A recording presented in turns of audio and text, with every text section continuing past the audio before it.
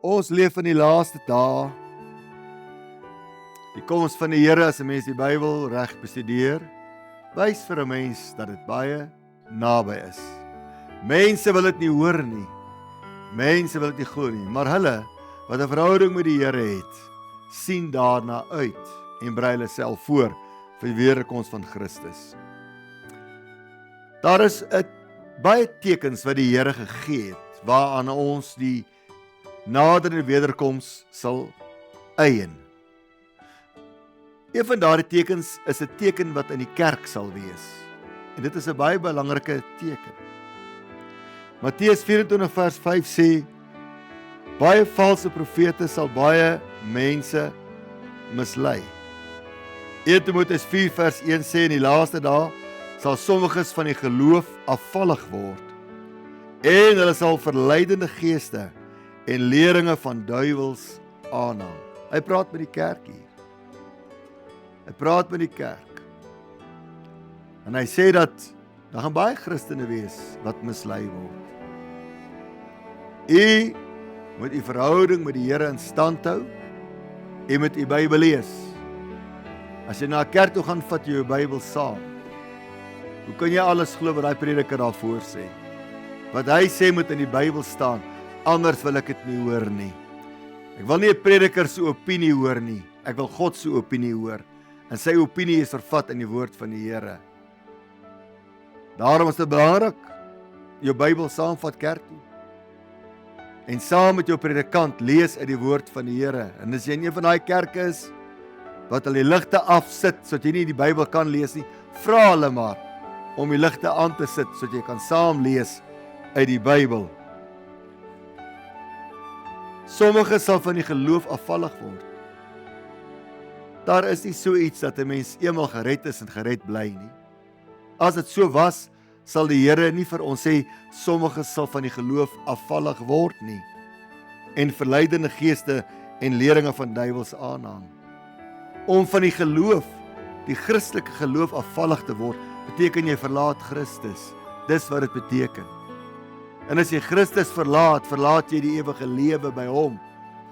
As jy Christus verlaat, verlaat jy jou redding.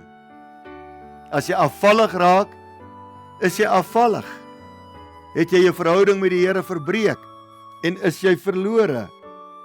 2 Timoteus 3 vers 1 sê, die kerk sal 'n gedaante van godsaligheid hê, maar kragteloos wees. Kragteloos. Hulle sal die taal van die kerk praat, hulle sal Hosanna en Halleluja sê in die kerk, maar binnekant is daar geen krag, die krag om die Here lief te hê, met jou hele hart en siel en verstand nie. Daar sal nie meer 'n krag wees wat hulle dryf om aan God gehoorsaam te wees nie. Daar sal nie meer 'n krag van die Heilige Gees in hulle werk om die vrugte van die Heilige Gees te dra nie. Verstaan u dit? Dit sal 'n gedaante wees, as hulle kerk staan op die hoek met 'n kruis seker ook voorop.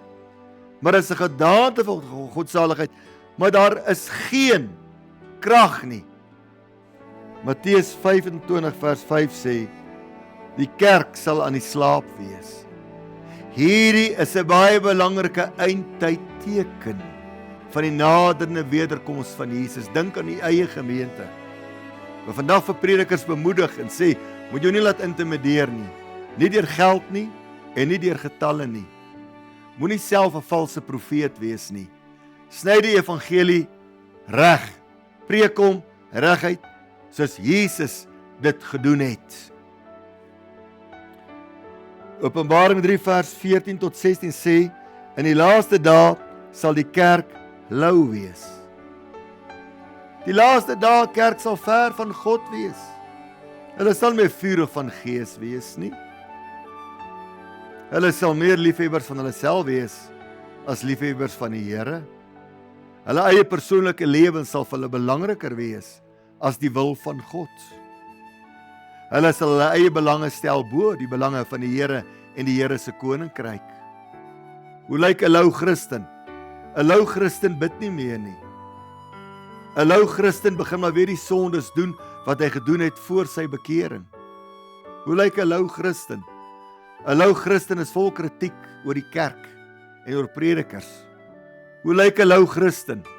'n lou Christen maak nie meer sy Bybel oop nie. Hoe lyk 'n lou Christen? 'n Lou Christen wonder of God ooit regtig bestaan. 'n Lou Christen dien die Here nie meer nie. Dis hoe 'n lou Christen lyk. 'n Lou Christen se ou karakter wat die Here al lank al begin vernuwe, verander het, keer terug en hy word weer die mens wat hy was voor sy wedergeboorte. By 'n lou Christen, gaan luister na sy gebede. Daar's geen krag nie. Daar's geen salwing nie. Daar's geen diepte nie. Daar's geen innigheid nie. Dis oppervlakkig sou hy bid. 'n Lou Christen maak die Here naar. Want hy sê hulle wat lou is, sal hy uit sy mond uit spieg. Dink maar hoe sleg is lou tee en lou koffie. 'n Lou Christen is nog slegter as dit. Daarom moet 'n mens kyk na jou geestelike lewe. Gaan jy deel wees van die lou kerk in die laaste dae? Of gaan jy deel wees van die kerk wat brand van die vuur van die Heilige Gees? Die ware kerk wie se hart by die Here is. Die ware kerk wat nog steeds sê, vir my is Jesus Christus alles.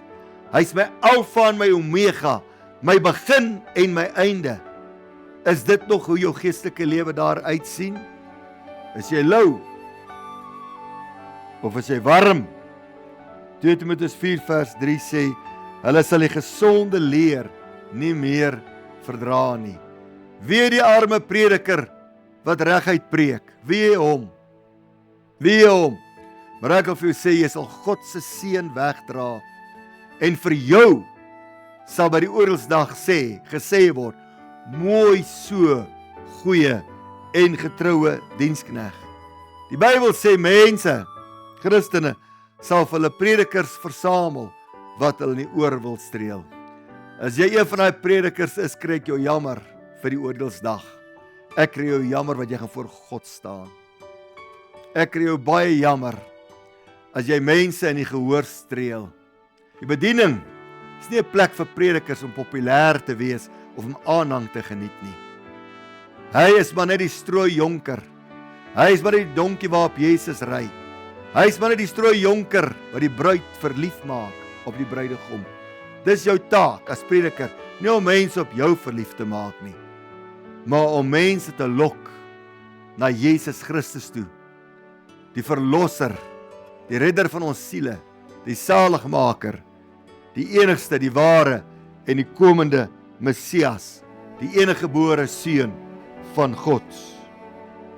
Ja, hulle sal 'n menigte leraars bymekaar maak volgens hulle eie begeerlikheid, wat maar saam vloek, maar saam drink en maar saam dubbelsinnige lewens leef.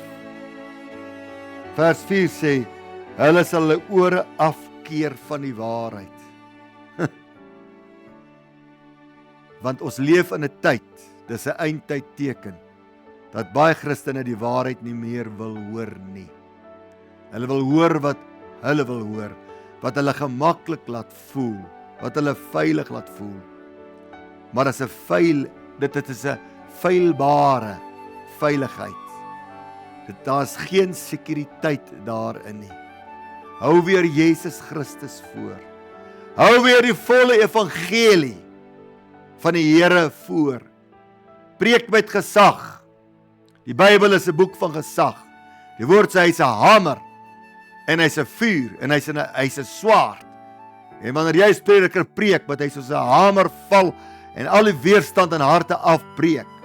En hy moet soos 'n swaard geestelike operasies uitvoer en wat siek is uitsny. En hy moet soos 'n hamer die luisteraar konform na die beeld van die Here. Alles in die liefde van die Here en met die oortuigingskrag van die Heilige Gees. Dit is die toestand dan van die kerk in die laaste dae. Dis 'n eindtyd teken. Kyk maar om jou rond. Kom aan. Word vervul weer opnuut met die Heilige Gees. Wees weer opnuut vurig van gees en dien die Here met jou hele hart. En mag jy sê, ek en my huis sal die Here dien. Hemelse Vader, dankie vir die woord. Ek bid vandag vir die liggaam van Christus, vir die bruid van die lam van God. Ek bid vir predikers, Here, elke herder van 'n gemeente. Ek bid dat die vuur van die Heilige Gees opnuut in ons harte sal val.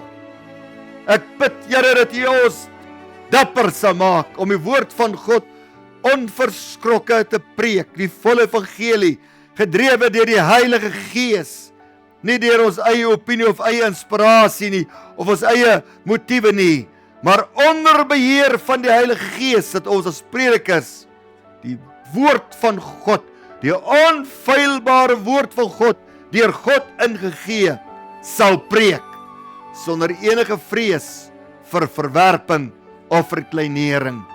Ek spreek en bid vandag die seën van die Here af, op elke prediker, elke sonnaskoolonderwyser, elke jeugwerker. Maak ons vuurvakkels van die Here, en ek bid dat U ons as instrumente sal gebruik, om die gemeentes aan die brand te steek, in Jesus naam, want ons besef, 'n gemeente is so koud soos 'n herder, of so warm soos 'n herder. Daarom bid ek vandag ook, Here, dat hulle wat hulle self Christene noem, ook opnuut met die vuur van die Heilige Gees vervul sal word, en dat die kerk van die Here Jesus sal ontwaak uit haar lou toestand en brandend sal wees, totdat Jesus kom. Amen.